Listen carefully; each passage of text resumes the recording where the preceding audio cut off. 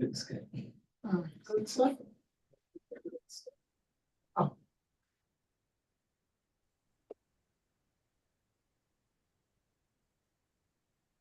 All right, we're good. So, I will call the meeting to order. It's 7:32. Adequate notice of this meeting pursuant to the Open Public Meetings Act was posted on the bulletin board at City Hall on the city's webpage, distributed to the record and filed in the office of the city clerk.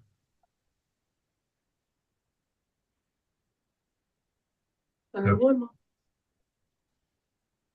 Can you hear me? Hello? Yes, Yeah, we can hear you now. We're good.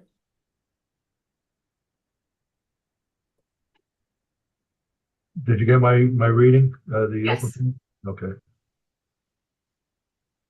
So are we doing the Pledge of Allegiance now? Yes. Yeah. Pledge allegiance. United States of America, and to the republic for which it stands, one nation, under God, indivisible, with liberty and justice for all.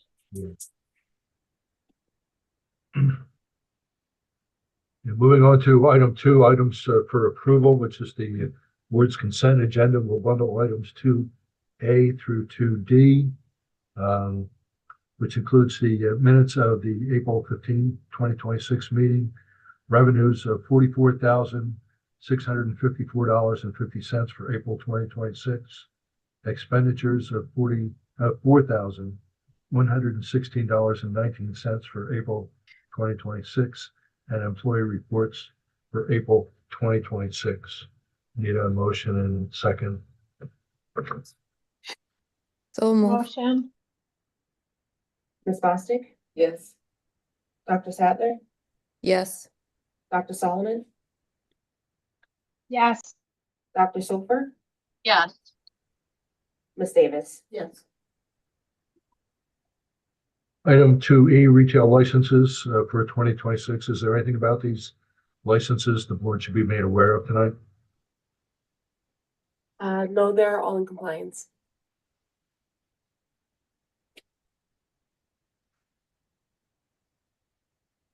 The board will still need a motion and a second to approve. So moved. Second. Ms. Bostic? Yes. Dr. Sadler? Yes. Dr. Solomon? Yes. Dr. Sofer? Yes. Ms. Davis? Yes. To item 3, reports, board liaison reports. Are there any reports tonight from liaisons to the council?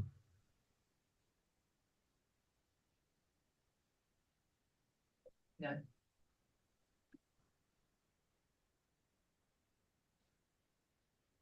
Move on to item 5, the 4 committee reports. Are there any reports from any committees this evening? Both session personnel, Personnel closed. right? Moving on to item 5, communicable disease update. This says my name next to it, but I don't think I'll be giving that report. So for my report, yeah, there's the written portion, but there's also 2 things that happened recently. And one was hantavirus. There was a bad rumor on Friday late afternoon that 2 people in New Jersey had hantavirus. That was a rumor going around, and somebody even told me that it was on the newscast or on news feed. I don't know if that's true or not, but there was a rumor that said 2 people in New Jersey had hantavirus. And this is related to that cruise ship, the Dutch cruise ship. So on Monday, just this past Monday, there was a meeting with the health officers with the New Jersey Department of Health to help clarify some of that. And there were 2 people from New Jersey who flew on the same airplane as someone who was on that cruise ship. So that's how that rumor started. So once again, there was a person who was on that cruise ship who flew home on a commercial airline, and 2 people from New Jersey were on that same flight. And they weren't even near the person who was on that cruise ship. I think it's 2 or 3 rows ahead or 2 or 3 rows behind. And this person wasn't on there. Nonetheless, they're still being monitored by the local health department. So that, if one of those persons or both persons from that airline were in Englewood, from Englewood, the Englewood Health Department would be monitoring them if for assigned, if they were, and they're not from any of the Mid-Bergens. So Mid-Bergen's not, I don't know where these people live. Haven't heard anything. So that's good news for Englewood and Mid-Bergen. So that's the first one that's not on the report. The second one is, is that there's a chicken pox outbreak in one of the schools in Wallington. And it's, remember how we were talking earlier in the year about vaccination rates? Well, these are unvaccinated children. One had a foreign travel and got chicken pox, and now there were 3 confirmed cases in the school. And you could imagine now, the parents of the unvaccinated children, the recommendation from the New Jersey Department of Health is they have to stay home for 21 days from the last exposure.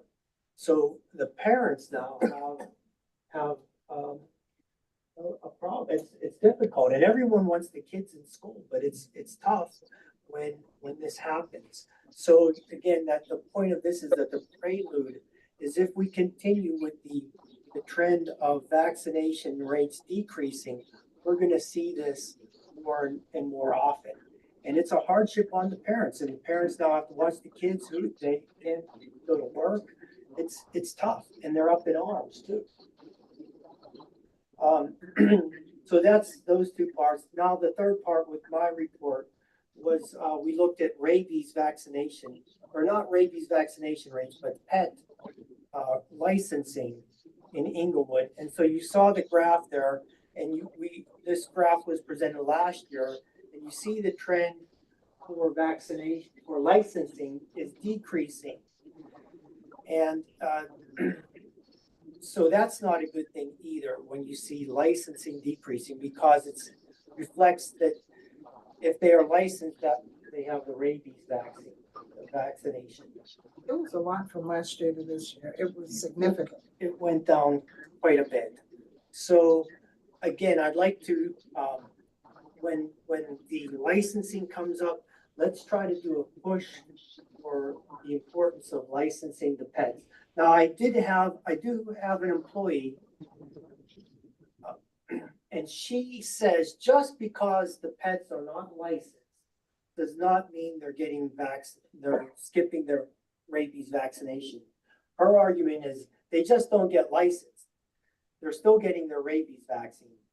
So, but whenever there's a pet bite, it's so easy. If the pet is licensed, we just go, look, Elisa, is the pet licensed? Yes, it's licensed. So now it alleviates the person who got bit saying, okay, I know that the dog doesn't have rabies.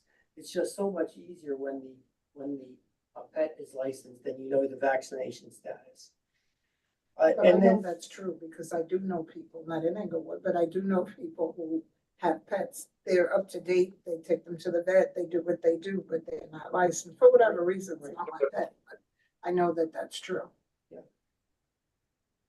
and then I put 2 examples in there just in Bergenfield last month. A crazy story. A person was walking their dog and a raccoon came and attacked the dog, bit the dog. People tried to help free the dog. So they were exposed to this blood and this animal that got bitten. And then not long after that, that raccoon chased the domestic cat inside somebody's house. And the raccoon went in the house, and the raccoon went into the basement. They couldn't find the raccoon in the basement because I guess it was all messy. They had to set a trap down there.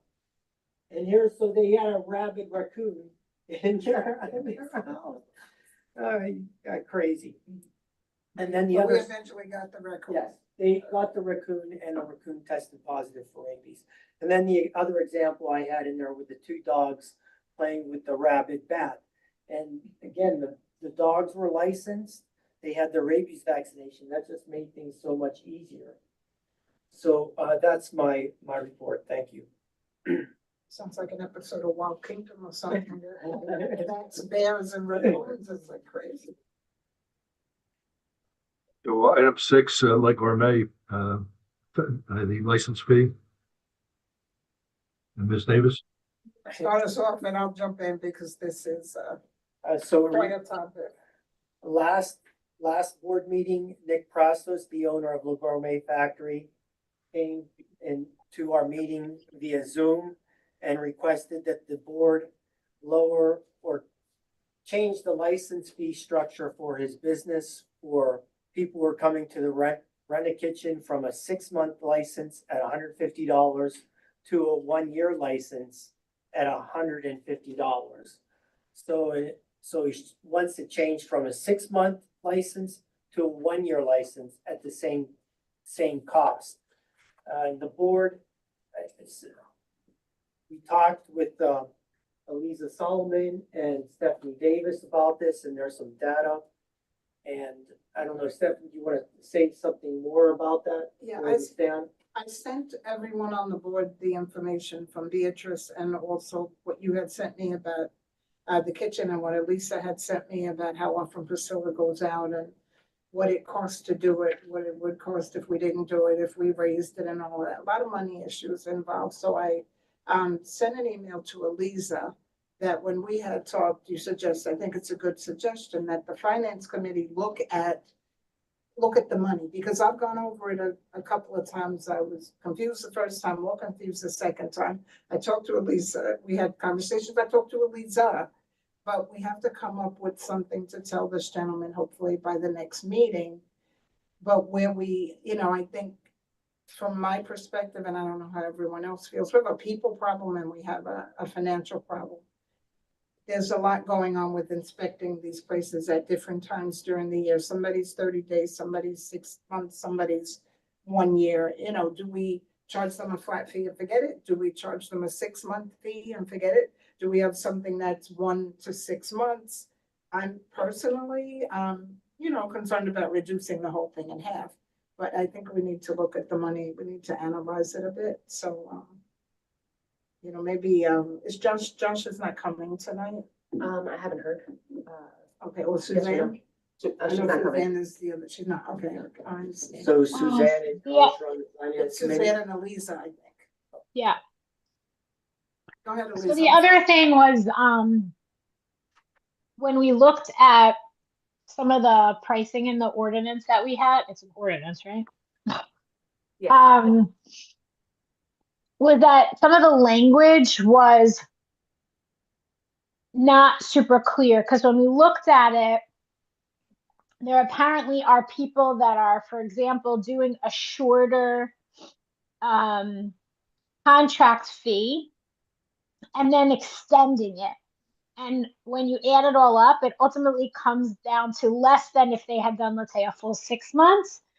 And the language should have been up to 6 months with, and then you can't obviously renew, because it defeats the purpose of having like a 6 month and a 1 year, etc. So we have to relook at the fees. And I think we remember during the original discussion, we always said we were going to come back and look at the fees and prorate it based on how much effort and hourly stuff is going on. And it appears, though, based on even just the small review that we did, when we pulled some of the data, is that the number of hours that are going into inspections there are large, because they have at least, one of the things was 47 clients, and so the number of clients that are going in for inspections at different intervals is really crucial. So I think what we really need to do is go over the type of licensing we are doing. So how many are actually just 1 month and not being renewed? How many are the 6 month or the 3 months? Break it down into that so we can understand how many hours are putting into the people that are just going for a 1 month versus a 3 month or a 6 month versus a year, because that also may shift our pricing depending on how many hours of work time we're actually devoting to it. But it seems as though it's a larger amount than we anticipated when we initially made these numbers. And I think it's going to grow because he himself said that he's looking to grow his business, right, Jim? He said and it looked like it Yes. was significant if he did what he said he's going to do. I think, yeah, from what I was looking at it, I think the language needs to change. So if someone applies for a temporary, 3 months, and they're knowing that they're only paying $60, and then they'll say, okay, I'm not gonna come back, I'm gonna apply for the same $60. So they're staying under the $60 radar, but the amount of work that's required stays at the same level. So that's why I think we need to actually look at it, as well as the language, as Elisa was saying, that has to be looked at both ends of it, so that we're meeting the amount of work that's being produced or given.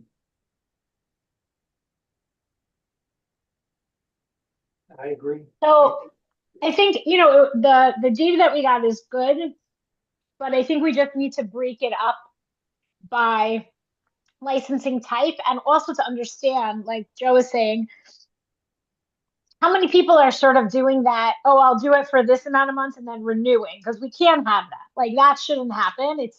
It should be that, you know, it's up to whatever it is and not renew. Otherwise, if you're renewing for another 6 months, you have to do the 1 year fee. Like, we can't do that. You can do it maybe twice in a year, but not Yeah. continuous.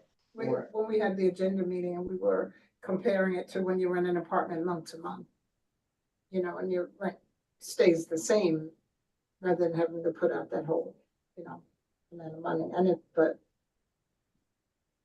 I'm not proposing that, I'm just, you know, comparing to that. So is the finance committee going to look at it closely, change the language and put a fee on there and then make a recommendation to the board?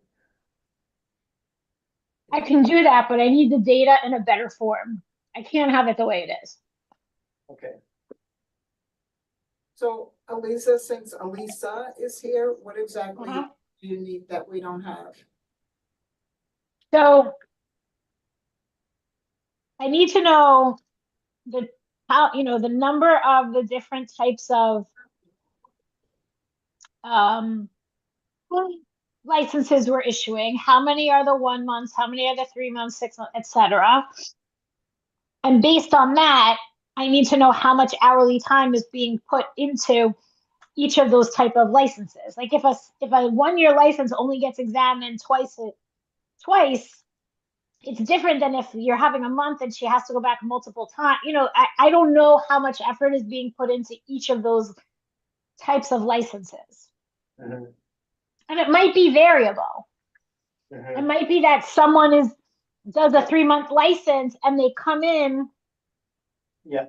5 Right, times they're- in that, or it might be someone is taking a 3 month license and they're coming in every day, because it's so variable. So I need to understand all the variables, because it's possible we didn't understand the usage and the terms of the usage and how often someone is doing the usage. So I don't know. I can't make a recommendation or do any kind of analysis if I don't know the specifics of, you know, I know how many hours you're putting into that facility, but I don't know how it's broken down among the consumers in that facility. Yeah, so if you see a pattern where the 3 month is a pain in the neck, meaning you have to do them multiple times, and that will factor into how we'll write the license. Because yeah, some businesses will be more needy than others, potentially. Right, exactly. I just, it's hard to give a fee for a usage if we're not exactly sure how much each consumer is using it. So I think if we break it down in a better form, we'll be able to understand it and make a recommendation. Okay. And just to clarify for the record, the budget committee, Elisa, is you and Suzanne, yes?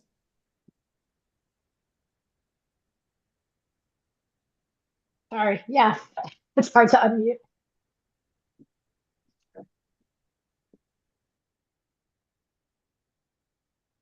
And so we will return to this. Good. Hopefully, not too much, we'll get this, Yeah. well, For next month, June. that's the goal. To new business, public health, item 7, public health events and outreach. All right. So we had an outreach event this Monday in front of City Hall. It was with Team Management 2000 and the Hope One mobile recovery van. For Team Management 2000, we had about 23 people screened. Approximately 43 tests were done, so about 2 per person. 6 HIV tests were done and 13 Hep C tests were done. They also did blood glucose tests at the van and blood pressure. That's good. That's real good. Good stuff. So and then the Hope One recovery van also gave out drug recovery information, mental health information, and 25 Narcan kits were distributed to residents. So that happened on Monday.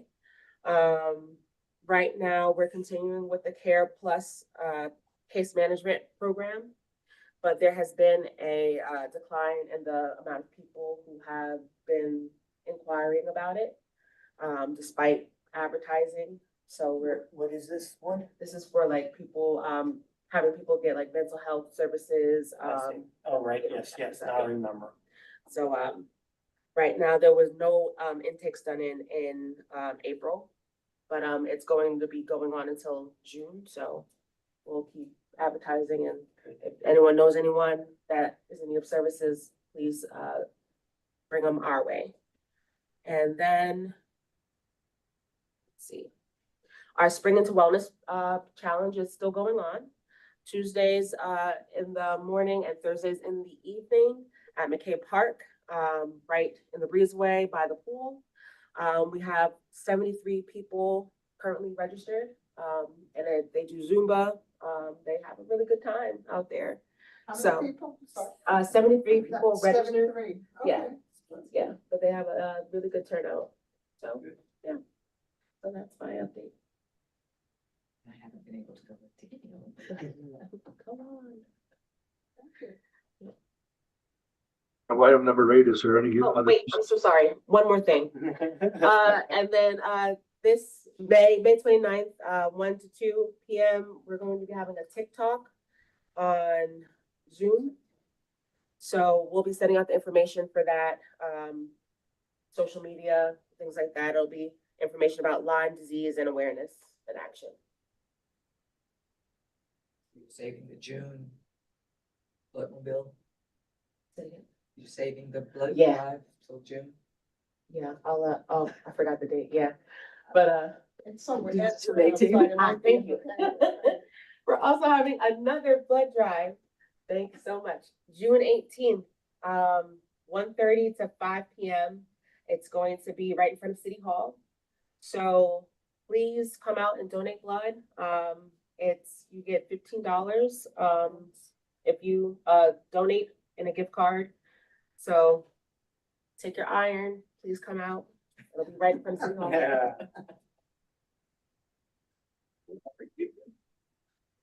That's it. Thank you. On to other business. Is there any other business to discuss tonight? I have an item. Today in Morristown, they had a FIFA World Cup event, and Priscilla Lewis and Deepika were there. I was there as well. I saw them. They had a nice turnout, and what the meeting kind of worried me with all the activities going on. There's going to be a lot of people from here in New Jersey, not only in the northern part, but also down by Philadelphia. There are many events going on, and also we have the 250th anniversary of the United States and all these celebrations going on. So there's just going to be a lot of people, a lot of events, and and of course, at these events, they're always, the part is to get you worried and start thinking about how we're gonna handle an emergency.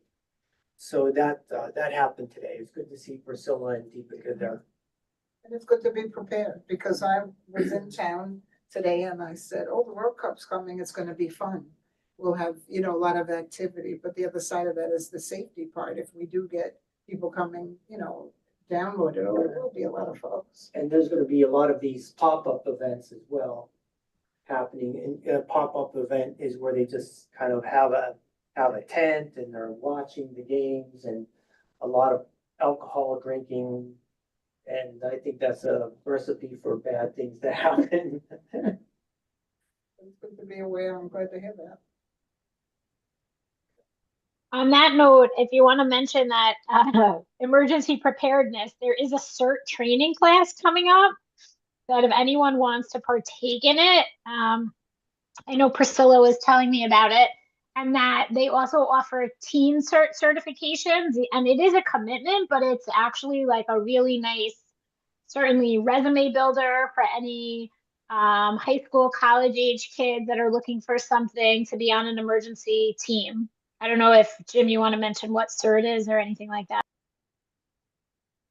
What does CERT stand for? Let me see. Emergency. I think it's Certified Emergency Response Team.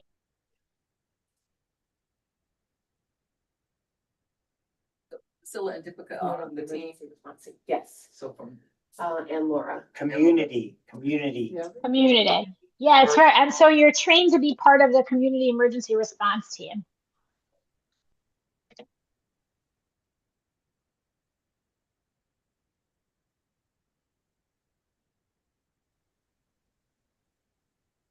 I'm sure we could like put out on our socials, you know, the information about registering if people are interested.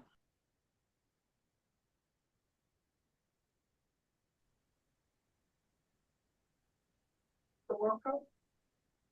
I think the Public first comment. game, June 11th is the first game here in northern New Jersey at MetLife Stadium, correct? Someone want to comment? June 11th is the first game. The championship game is going to be here at MetLife Stadium. When is it? In July? July 19th. July 19th.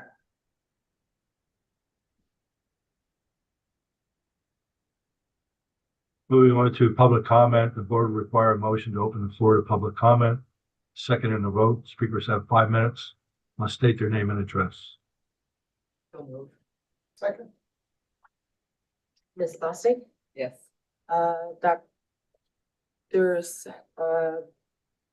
Dr. Solomon? Yep. Dr. Sofer? Yes. Mrs. Davis? Is there any public comment to be made tonight? Yes, sir, we'll recognize you. Thank you, everybody. Stephen Weinberg, Broad Avenue, Englewood. A couple of questions first. For the licensing for the pets, is there a penalty for not registering your pet? And if there is it enforced in any way, shape, or form? So that later. Then item 2, regarding the Le Gourmet factory, and this is more of a question, but since this is a very complex situation, are we individually trying to bill the chefs, the visiting chefs, as opposed to the business itself? Because I could make a minor proposal that we do a look back, like what happened in 2025? How many times did we have to go out and visit, and use that as the basis for the billing? And we bill the company, Le Gourmet, not the individuals. All right, so if we have to go out there 25 times, you know, figure out what that cost is and work it into the process, and then adjust it every year. If they grow, then the number goes up. If they go down, the number goes down, and make it incumbent upon them to pass along the costs to their clientele, which are the chefs, the visiting chefs. Just a thought, or something to that effect. Like I said, then Number three, regarding the blood drive. So I participated in the very first blood drive. And it turns out that the company that the city chose was Vitalent. And I have to tell you that I very happily gave blood and then very unhappily got her almost to the point of harassment from Vitalent via text, emails, voicemails, right? Nonstop. I can't tell you how many because I've lost track, but I'm still getting them. But I got them almost from the moment that I gave blood. Now, obviously, you all know you can't give blood like the next day. 6 weeks, 8 weeks, depending on the person, right? Minimum. So at the very least, they should have left me alone for 8 weeks. They know I gave blood. They know my blood type and they know when I gave the blood. So leave me alone. Because if I want to give blood, you guys are telling me about when the next one is. And that's when I'm going to go. All right. You're not going to get me to keep giving blood. All right. You're getting blood from a stone. So kind of silly. If they can't mind their business, they're turning me off as a blood donor. And as you know, there aren't that many of us. All right. So call off the dogs somehow or find a new vendor that knows how to take blood and not keep taking. Okay. I don't care about the $15. I don't care about the giveaways. All right. I'm just happy to give the blood. And I've spoken to other people. That's how everybody feels about this stuff. So I say everybody, but you guys know what I mean. So, Lisa, do you know if that's our company? Yeah, and I've been A getting, standard company? well, like we've this? worked with other places in the past, but this is the one that we're working with right now, but yeah. so that's that. And then if you guys could, last point, sorry, if you guys could give me more information about that cert, I'd love to know about it and pass it on. And does it start, what kind of registration are we talking about? How long does the program last? Is there a charge for it? Where is it held? All the details as you know it. So I don't follow all the social medias, so we have to think of other avenues to spread the word, right? As you know, in other towns like Teaneck and Leonia, which are adjacent towns to us, we get tons of emails, direct emails or text messages from, say, the police department or city hall, depending on the town, that multiple times a day. I'm getting words about, anything, road closures, new events, stuff like that. I'm in the know for towns I don't even live in.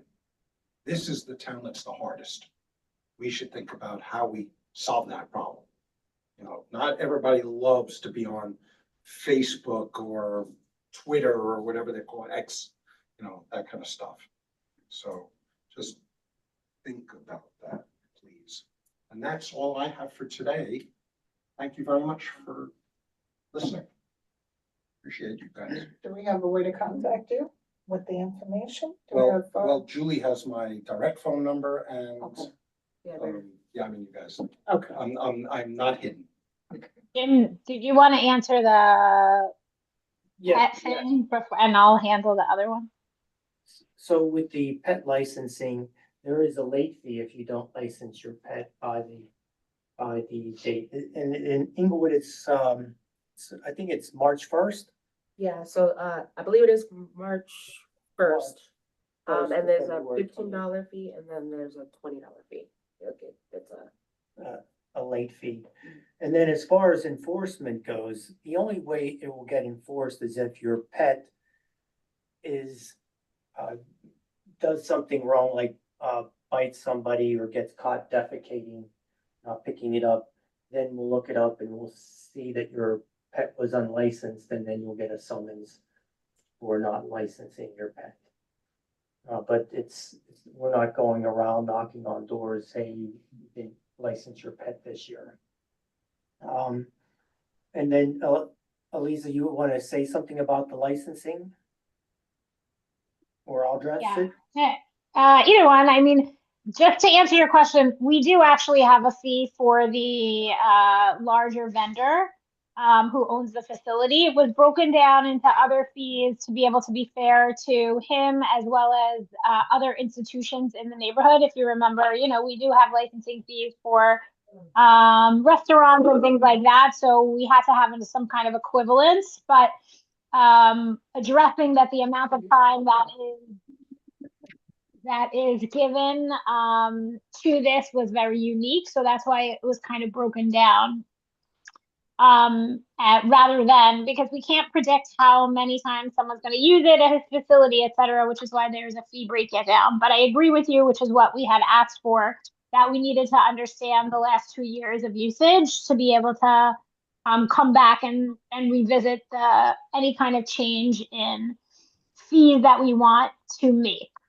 And then about the CERT training, we can certainly, I think it is on the Englewood City website in general, but it's a good point that, we have the text message alert in the city, that I'm sure everybody is on it for all the road closures, I get those about 12 times a day.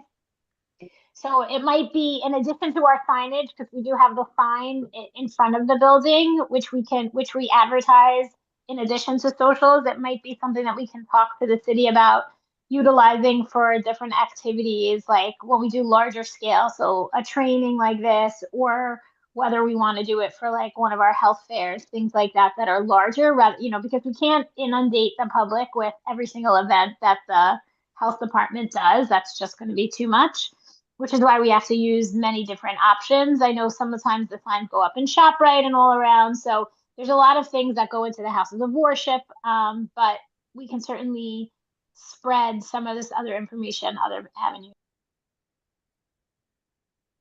Yeah, thank you.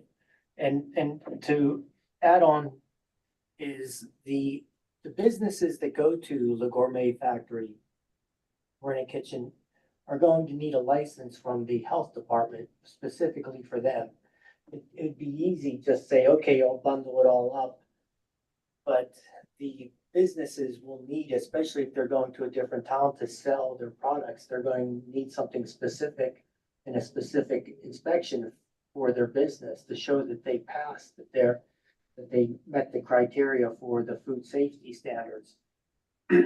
So that's also, just can't kind of bundle it in there and then the owner just hand out the licenses. It's more detailed and specific than that. And then about the blood drive, yeah, it seems like the only thing they did was drive up your blood pressure. So I know what you mean. You do that, you put your email down and then, oh my gosh, it's coming after you. Maybe we can mention that to them, Yeah. as we do business with them, we have time. I think we should. Because I'm getting the phone calls too. Huh? I'm getting the phone calls too. About donation? Yeah. Yeah, maybe not so good. I mean, I would just tell you from experience, New Jersey Blood Center, New York Blood Center, they all try to get you to donate frequently and constant emails. So I think it's just, that's probably the way it is, but we can certainly talk to them about the frequency that they're doing it and how they decide on it. Or on a schedule, maybe every 2 months, every month or something, not every day or however. Yeah. If I heard from them once a month, it would be a reminder. It would be fine. Thank you. Thank you very much. So is there any other public comment tonight? If not, we'll need a motion in a second to close the public meeting, public comment. Motion.